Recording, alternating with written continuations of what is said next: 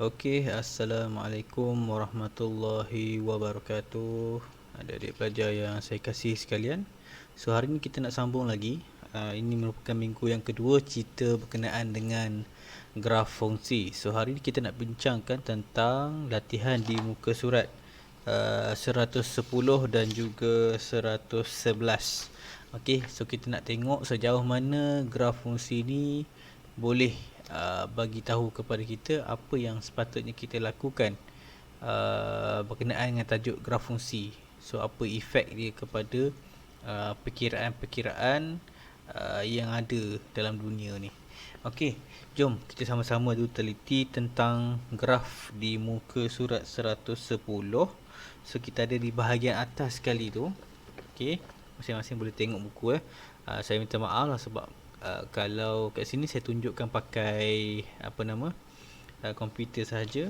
So macam mana kita nak tengok nilai pada sesebuah graf. Okey, ini adalah graf yang ditunjukkan pada muka surat 110 soalan nombor 6. Kita diminta untuk mencari nilai y apabila x sama dengan 1.5. So kalau lah kita tandakan x sama dengan 1.5, so kawasan kita okey, 1.5 tu di sini. Sekejap, saya zoom dulu. Sekejap saya zoom dulu. Ni yang asal. Sebab kenapa graf yang awak ada tu ianya lebih jelas. Okey, ianya lebih jelas. So kita nak tengok kalaulah kita plot 1.5 pada sebuah graf. Okey, kalau kita plot 1.5 pada sebuah graf, okey, kedudukan dia adalah di sini ya. 1.5 adalah di sini. Okey. Kedudukan dia adalah di sini. Jadi, so macam mana kita nak jawab soalan macam ni? Okey, so cara nak jawab kita soalan yang macam ni adalah kita pada pembaris yang kita gunakan tu kita tanda macam ni. Okey, kita tanda ikut je tepi macam ni. Okey, tanda sikit-sikit sampailah kita jumpa okey, point pada, maaf kalau garisan saya tak apa elok sangat. Okey, kita garis sampai kena pada kita punya graf yang melengkung ni. Okey, so selepas kena graf melengkung, so kita kena tanda pula macam ni. Kita patah balik ke sini pula. Tengok apa jadi. Apa jadi. Ni saya tak pakai pembaris ya. Kalau saya pakai pembaris tu mungkin lawa sikit lah. So awak mungkin akan dapat jawapan yang lebih tepat kalau pakai pembaris. So jawapannya area sini lah lebih kurang. Okey, so sini berapa lebih kurang, ukuran dia adalah lebih kurang 4.4. Okey, 4.4. Jom kalau kita nak confirmkan lagi, kita zoom lagi dalam sebab nak tahu kaedah perkiraan dia. Okey, ini satu ni satu unit petak kecil ni dia adalah nilai 2 So ni 4.2. So jawapan saya kat sini dia adalah 4.2 kalau saya plot pada 1.5. Okey, so lebih kurang macam itulah. 1.5. Okey, saya tarik ke atas ni kena pada graf and then patah balik, saya akan dapat 4.2. Okey, sekitar 4.2, 4.4 macam itulah. Tapi kalau awak tarik pada graf awak tu mungkin awak akan dapat 4.4. So jawapannya adalah 4.4. Okey, boleh ya? Okey, kemudian kita nak tengok soalan B pula. Nilai y apabila x sama dengan negatif 3.5. So kita cari boleh tak kalau saya pakai pembaris yang kat sini. Ni lah senang. Okey, kita nak cari dulu 3.5. 3.5 Aduh. Okey, sekejap. Alamak.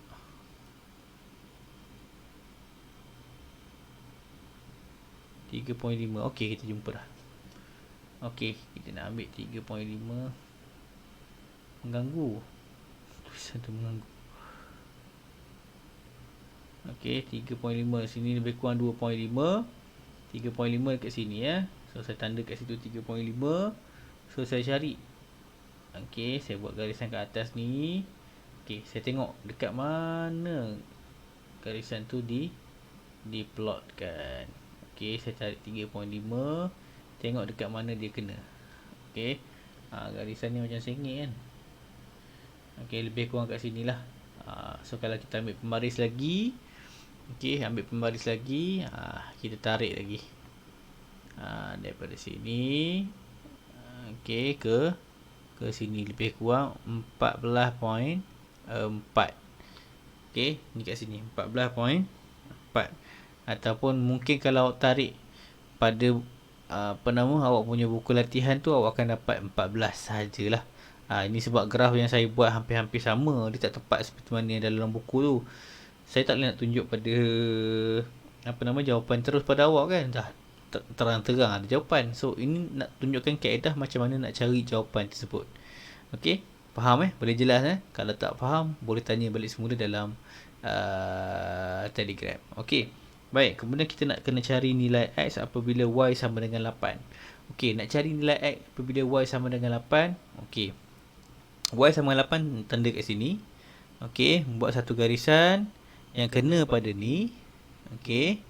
Ni contoh daripada nombor 8 ni saya tarik sampai sini. Kemudian apa projection yang kena kat sini, saya akan tarik di ke bawah. So anggapan saya mungkinlah kat sini area ni.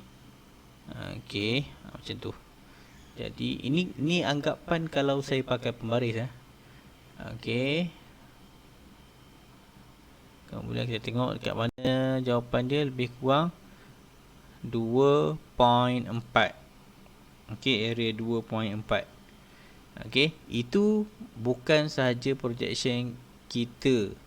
Okey, sebab kalau perasan kiri dan kanan dia ada nilai. Okey, sebelah kanan ni kita akan dapat 2.4. So kalau sebelah kiri kita akan dapat lebih kurang kat sini lah. Hampir samalah lebih kurang kita ambil lebih kurang je lah. Okey, so sini pun dapat negatif 2.4. Tetapi mungkin kalau awak tarik pada buku latihan awak tu, graf dia, awak akan dapat jawapannya 2.5 dan negatif 2.5. Okey, sebab saya punya graf ni saya buat sendiri. So tak pasti kiraan tu betul ataupun salah. Jadi awak kena tarik betul-betul pada garisan di awak punya graf tu. Kemudian tentukan sendiri berdasarkan pembaris awak. Okey, baik. Okey. Seterusnya untuk soalan D, nilai X apabila Y sama dengan 15.6. Okey. 15.6. Sorry. Okey. Sama juga kita akan buat yang sama saja. So kita tarik 15.6. Okey, ni saya kecilkan sedikit. 15.6. Okey, 0.2, 0.3, 0.4, 0.5. Okey, sinilah lebih kurang. Okey. Sini satu. So kita akan dapat dua projection ni lah. Okey, dua tempat pantulan dia. Yang ni kita kena cari satu ke bawah dan yang ni satu lagi. So macam mana nak cari? So saya ambil ni pantulan ni. Okey, saya tarik pada garisan yang tu. Okey, saya akan dapat jawapan lebih kurang 3.5, 3.6, 3.7. Okey, 3.7. So kalau belah kiri dia saya akan dapat hampir samalah, cuma dia negatif. So negatif 3.7. Okey, itulah jawapan yang mungkin ada pada awak punya soalan tersebut. Okey, tak apa, nanti saya akan snap gambar jawapan yang ada pada buku saya ni lah. Sebagai rujukan nombor tu mungkin lebih tepat. So ini saya nak tunjukkan kaedah sahaja.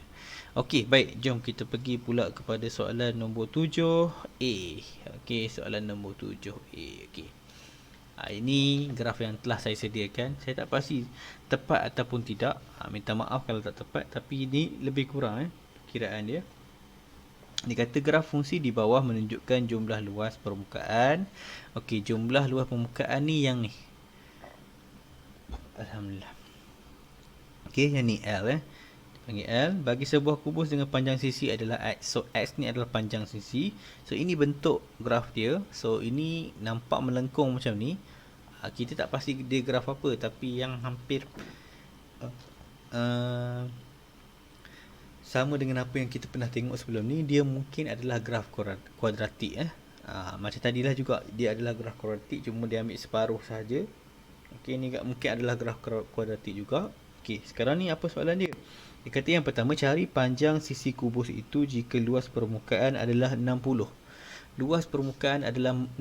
Maksudnya kita kena projek ni garisan ni sampai sini. Macam mana kita nak buat? Okey, daripada 60 ni kita buat garisan sampai sini. Okey, sampai situ. Faham tak? Okey. Lepas tu garisan ni pantul pula ke bawah. So kita akan dapat satu nilai dekat sini. Mungkin ini adalah 4.2. Okey, mungkin adalah 4.2. Yang saya punya ni 4.2 lah. Tapi kalau soalan awak sendiri, saya rasa dia bukan 4.2. Jawapan awaknya adalah 3.2. Okey, 3.2. Kenapa saya dapat 4.2? Sebab plotting graph saya ni salah. Sebab saya tak tahu apa soalan dia. Yang dia penting dia bagi graph saja. So saya teka-teka sajalah dia punya ni. Cuma saya nak tunjukkan ini kebenaran dia adalah pada kaedah ni. Cara kita baca daripada yang diberi adalah L. So ini L dia 60, tarik ke sini, kita akan dapat satu titik pertemuan antara garisan yang kita tarik daripada 60 sampai ke garisan graf tersebut. Kemudian garisan graf tersebut kita pantul kepada paksi X untuk cari nilai X. So itu kaedah dia. Okey, jelas ya? Okey, baik. Kemudian ditanya pula soalan nombor 2, berapakah luas permukaan kubus itu jika panjang sisi ialah 3.8. So 3.8, so kena carilah mana satu 3.8. Okey, kaedah sama macam tadi. 3.8, sini 3.2.3, 3.2, 3.4, 3.6, 3.8. Dia mungkin kat sini. So tarik sampai kena graf tu. Okey, kemudian pantul balik semula. Dari sini pantul semula ke paksi Y. So bacaan pada paksi Y kita mungkin akan dapat 50. 50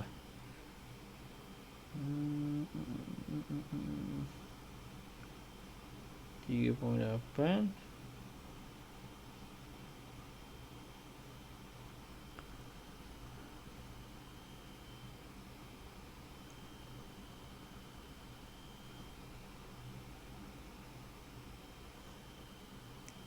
Lebih kurang macam ni lah. Ni 3.8.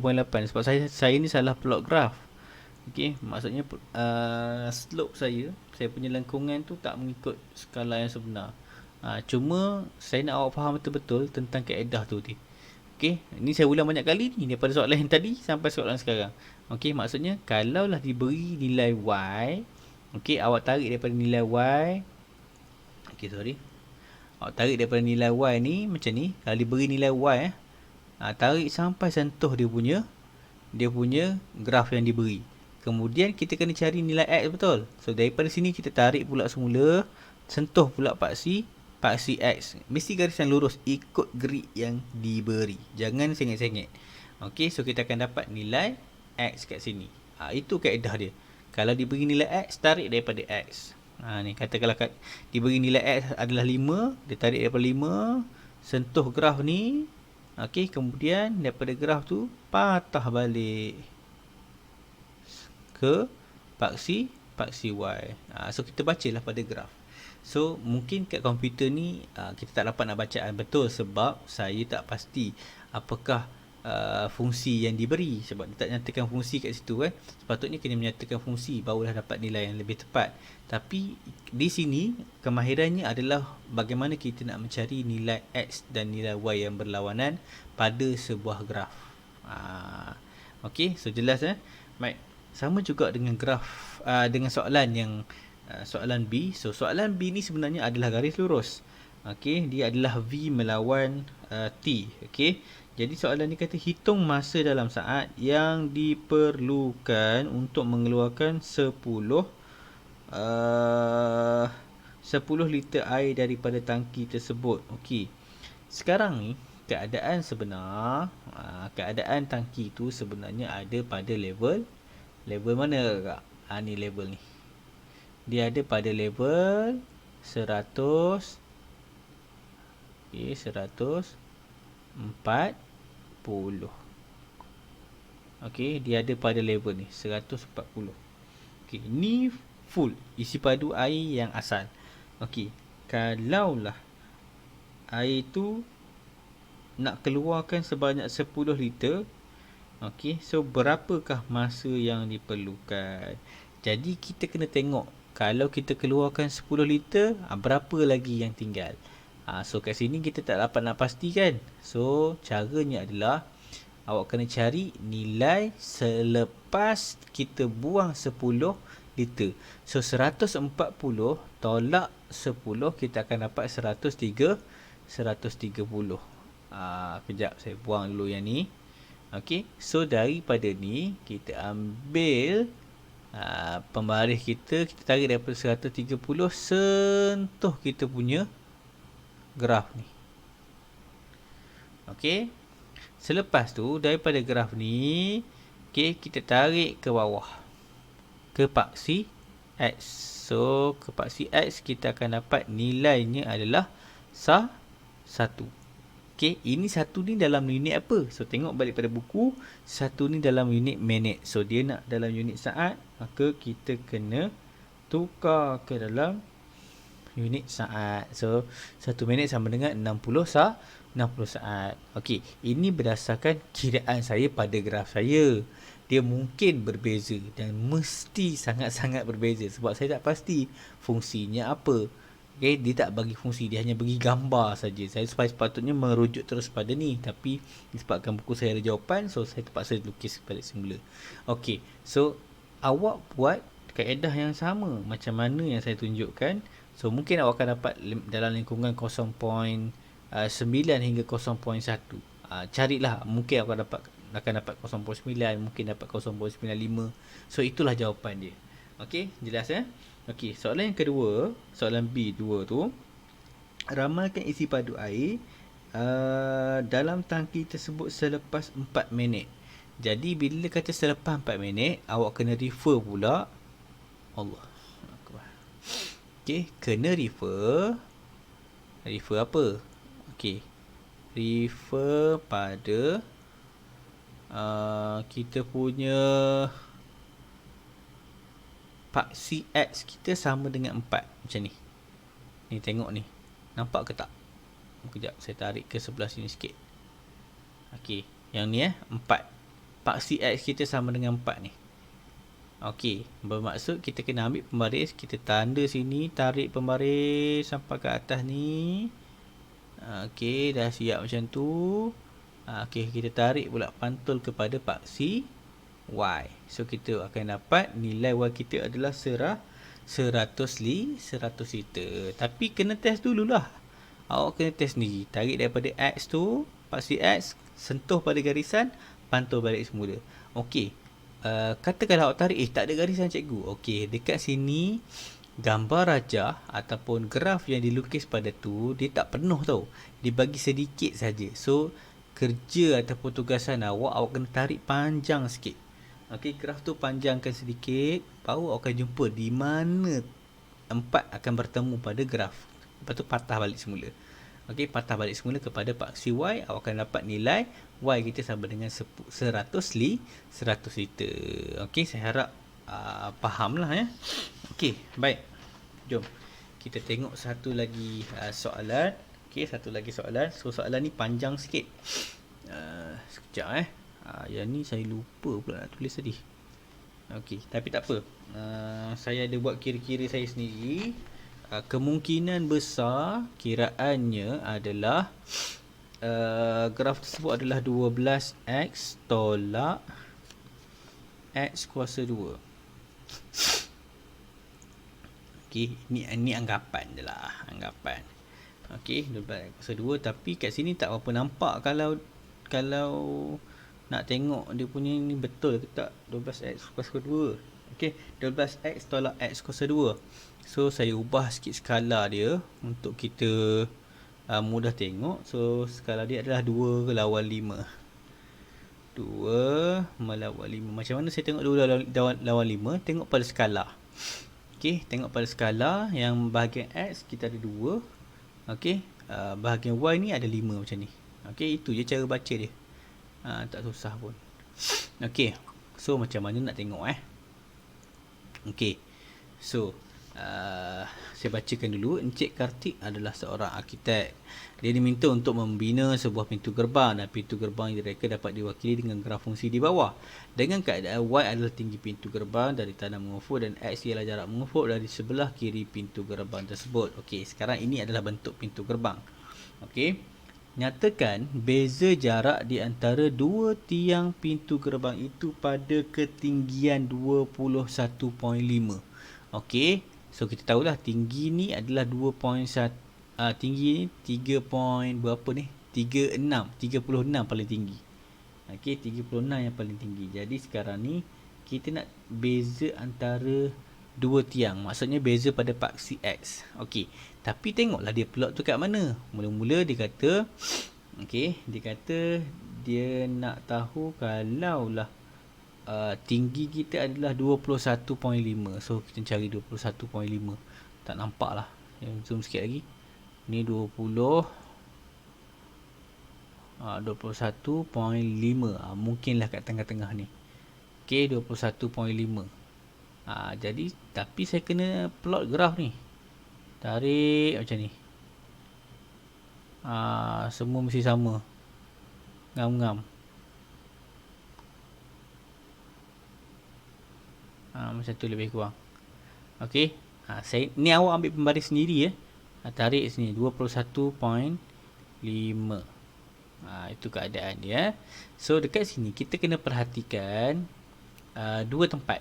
So tempat yang pertama adalah ni di sini.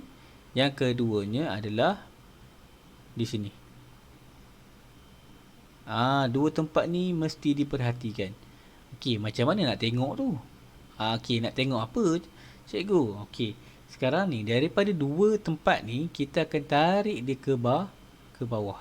Sebab kita nak cari. Okey, kita nak cari di mana kawasan dia bertemu ataupun berakhir. Okey. So, kemungkinan besar kat sini lah. Okey, sama juga dengan yang ni. Ini daripada sini sampailah ke bawah ni. So, anggarannya adalah tiang pertama pada kedudukan 2.2. Okey, tiang yang pertama kedudukannya adalah 2.2.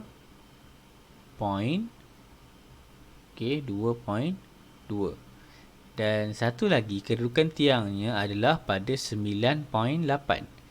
Yang ni pada 9. Okey, 0.8. Okey, ni beza dia. Jadi, cara kita nak cari beza, kita tolak je lah 9.8. Okey, tolak 2.2. So, kita akan dapat berapa? Tolak sendiri. Congak je pun tak apa. 9.8 tolak 2.2. Kita akan dapat 7.6. Okey, so jawapannya 7.6 meter. So, bab unit dia dalam meter lah kan. Okey, boleh jelas? Itu kaedah. Ini saya nak beritahu tentang kaedah sebab kaedah ni kena difahami. Tak perlu hafal tapi perlu difahami. Okey, seterusnya soalan 8A kedua. Nyatakan tinggi maksimum pintu gerbang itu dan seterusnya cari jarak mengufuk dari sebelah kiri pintu gerbang itu. Tinggi maksimum dia berapa dan cari jarak mengufuk. Maksudnya jarak menegak berapa. Okey, maksud dia mungkin macam ni. Sekejap saya kecilkan sikit supaya Kang senang kita nak bincang. Okey, saya kecil. Okey, kita nak tengok apa? Jarak tinggi maksimum. So tinggi maksimum kat mana? Tinggi maksimum dia kat sini lah. Ni. Kedudukan maksimum dia adalah pada yang hujung ni. So berapa kedudukan dia? Tengah-tengah ni 3.35, atas ni mesti 36. So tinggi maksimum dia adalah 36. Okey, baik. Sekarang tengok pula di mana jarak mengufuk tiang tersebut. Ini tinggi dia 36. So jarak mengufuk, jarak melintang ni kat mana? So kalau kita tarik pembaris daripada tinggi ni, okey, sampai ke bawah, kita akan dapat nilainya adalah sama dengan 6. So jarak mengufuknya adalah 6 meter. So itu je. Okey, itu je. Senang tak? Senang. Sangat senang. Okey. Kemudian soalan nombor 8A2. Terangkan trend bagi graf itu. Allah, terangkan trend. Macam mana nak buat terang-terang? Okey. Trend ni apa? Okey, trend ni adalah style ataupun gaya sesebuah graf tersebut. So kalau kita nak cerita pasal trend dia, so kita mungkin boleh sebut macam ni.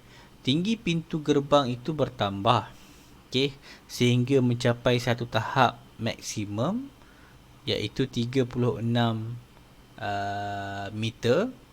Kemudian semakin berkurangan,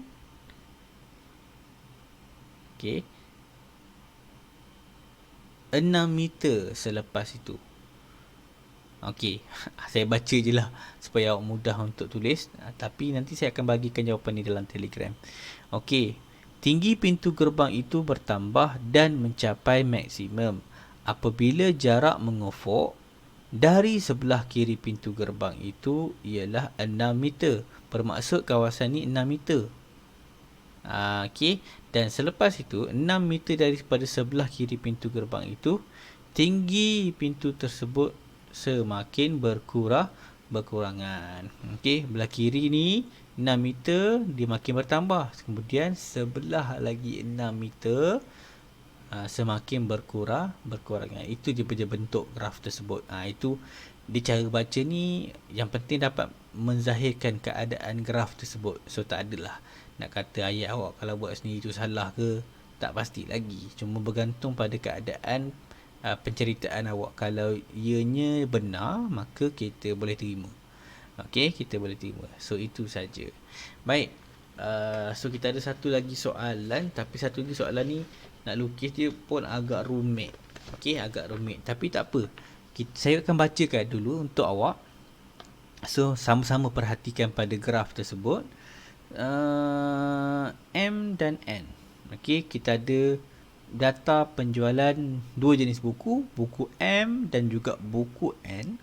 So itulah bentuk grafnya. So kalaulah ditanya, nyatakan bilangan jualan bagi kedua-dua buah buku tersebut pada Mac. Okey, sekarang ni data dia mungkin berbeza. Data buku M mungkin tak sama dengan data buku N. Jadi macam mana kita buat? Macam tadi juga, kalau kita ada sebuah graf, okey, katakanlah kita, sekejap saya cuba buka satu lagi lah. Ini saya contoh-contoh je lah. Nak kata sama macam apa nama yang ada dalam buku tu mungkin tak sama lah. Okey, tapi at least kita nak cuba buat. Okey, katakanlah katakanlah kita ada ni slope macam ni satu tadi kan. Kejap tak cukup. Okey, satu macam tu. Okey, dan satu lagi straight line macam ni. Okey, katakanlah abaikan unit pada paksi Y dan juga paksi X. Okey, saya nak tunjuk pada ni keadaan ni macam mana. Okey, so kalau diminta data tu pada bulan Mac. So dia ada bulan ketiga. So caranya adalah macam tadi juga, awak buat macam mana. So tarik pembaris awak daripada bulan 3. Okey, satu kena pada graf buku M. Okey, kemudian daripada sini pantul kepada paksi Y yang ada dekat sini. Okey. Sekejap. Tak kena ni. Data tu pelik-pelik. Okey, pantul pada paksi Y yang ada kat situ. So, nilai yang ada kat sini itu adalah data penjualan pada bulan Mac bagi buku M. Itu kaedah dia.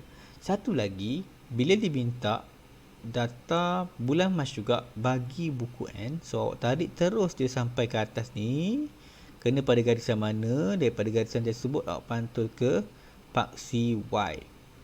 Okey, dekat sini awak akan dapat satu nilai lagi. Okey, so ini awak kena baca sendiri pada awak punya graf. Sebab kalau saya baca kat sini memang totally berbeza lah. Sebab saya tak tengok pun pada skala saya berapa. So memang kemungkinan besar salah lah. Okey, kemungkinan besar salah saya punya graf ni. Tapi saya nak tunjukkan kaedah menjawab. Okey, baik. Kemudian soalan yang kedua, nombor B2, pada bulan berapakah bilangan buku yang dijual bagi kedua-dua buku itu sama? Okey, maksud sama tu kita tengok pada dia punya tempat persilangan ni. Tempat persilangan ni adalah data penjualan yang sama oleh kedua-dua buku. Buku M dengan buku N datanya sama. Jadi, bila sama, okey, apa yang buat? Okey, sama juga kita cari dekat mana dia bersilang tu, tengok data dekat bawah. Okey, bersilang pada bulan kalau saya ni 7 kan. Pada buku awak tu bulan April. Okey, tarik pada bulan April. So dia bersilang pada bulan April dan juga berapa kuantiti dia. Awak tarik kepada paksi Y kat sebelah ni. So bila tarik kepada paksi Y, awak akan dapat nilai kuantitinya berapa. So nilai kuantitinya of course sama, dan juga bulan yang sama, kuantiti yang sama. So saya nak awak cuba sendiri pada kertas latihan awak. Okey, tapi dalam masa yang sama insya-Allah saya akan share gambar ni dalam Telegram. Okey, jelas Dan soalan terakhir, antara buku M dan buku N yang mana perlu ditingkatkan tahap pemasaran buku tersebut, dan berikan justifikasi. Okey, antara dua ni, okey, yang ni M, yang ni N, mana satu kita nak perlukan tahap pemasaran, nak kena marketkan lagi, yang mana satu nak kena marketkan. Jadi dekat sini kalau nampak graf pada buku M tu, nampak terus mencanak naik. Okey, berbanding buku N yang dia landai sedikit. Dia penjualan tu meningkat tapi dia landai. Maksudnya dia sama, straight je, bertambah dalam kadar yang seragam. Kalau buku M, dia bertambah tapi dalam kadar yang agak lebih cepat berbanding dengan buku N.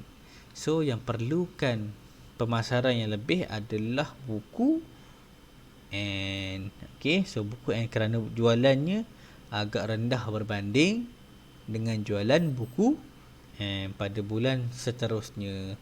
Okey, pada bulan seterusnya tu bermaksud pada bulan selepas bulan April, iaitu bulan yang kita intersect ni tadi.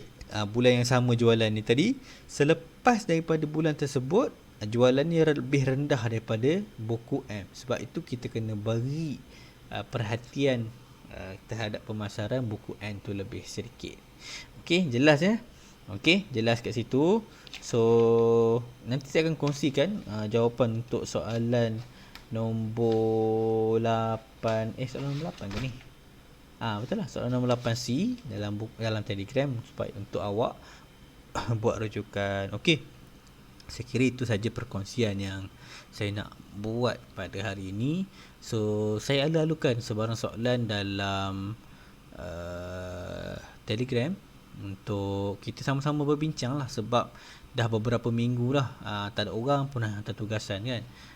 Nak tanya faham ke tak faham ke pun saya tak pasti. Okey, jadi walau macam mana pun, so kita jumpa lagi nanti pada hari Jumaat. So kemungkinan besar hari Jumaat kita akan masuk tajuk baru, iaitu tajuk laju. Okey, laju ya ke laju? Okey, laju dan pecutan. Okey, so kita akan masuk ke bab yang 9 nanti. Okey, terima kasih banyak-banyak. Assalamualaikum warahmatullahi wabarakatuh.